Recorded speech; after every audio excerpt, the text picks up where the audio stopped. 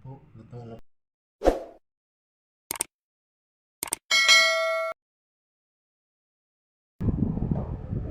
Hello, magandang hapon po mga ka-Abian Vlogs. Ayan po, magluto po tayo ng sinigang na bangos. Ayan po, pakulo po tayo ng tubig.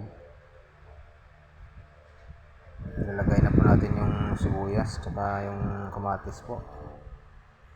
At ating pakuluin bago natin ilagay yung bangos. Ayan na po.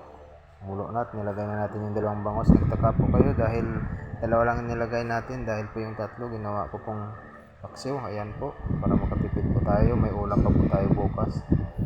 Ayan na po, kumukulo na siya. Nilagay ko na yung bangos. Ayan, nilagay ko na po yung labanos. Ayan na po. Ayan na po. Ilalagay ko na po yung siling haba. Pitsay po. Ayan po.